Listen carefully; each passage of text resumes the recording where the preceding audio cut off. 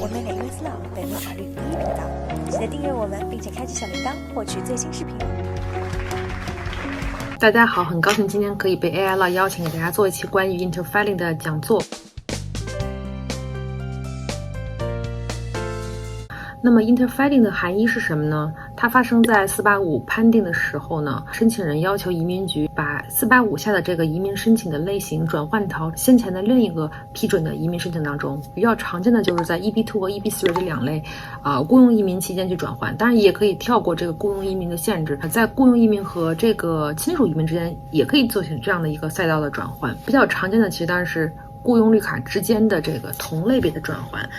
像今年10月份的时候发生了一件事儿，就是这个移民表的排期发生了一个大变化。那么在过去2年里呢 EB3 的这个排期总是跑赢 EB2， 结果今年10月份呢，这个 EB2 的排期突然呢大幅前进，然后 EB3 的排期呢大幅后退，导致呢一些按照 EB3 递交485的申请人，他这个排期突然变成这个不是 current 了。那这个时候怎么办呢？大家就可以去考虑把 EB3 的这个排期让移民局 relink 回之前的 EB2 的那个排期下，从而要求485再继续进行审理。这个操作就是我们说的 Interfiling。 大家会有一个问题说 Interfiling 怎么去做？首先呢 Interfiling 的完成并不复杂，它甚至都不需要移民律师的参与，这个申请人自己就可以完成。首先你需要给移民局写一封信说一下我们要做这个 Interfiling 了。另外你写完这个信没完，你可能还要去进行一系列的这个 follow up 的工作，比如说你可以给移民局打电话，对吧？给他们的客服打电话，要求他们的这个更高一级的这个 supervisor 级别的这个工作人员去处理你的这个 Interfiling 的申请，或者你也去移民局网站呢这个 Ask Emma 这个虚拟的这个聊天系统去要求他们去进行 Interfiling 的这个审核。当然了，以上2种方法都不成功的话，你也可以去找议员去帮助你去催移民局。最后如果这些方法都不成功，你也可以考虑再去 file 一个第2个485申请，基于你的这个排到的 EB2。 当然这种方法的话呢，它比较费钱和费时间，但是至少可以让移民局不得不去审理你的这个第2份485的申请。那么大家可能会说这个 Interfiling 听上去还挺复杂的，那么到底是不是要做？我给大家建议就是说呢，如果你要去做的话，首先你自己要不怕麻烦，就是你要想好这可能是个持久战，而且呢它可能成功也可能不成功，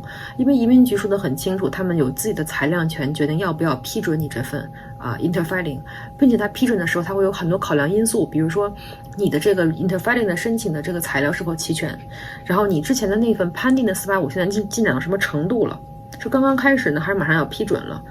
另外就是你的这个他们办公室之间的这个互相调文件调证据的这个难度有多大，你的这份申请值不值得他们去花很多时间取证等等等等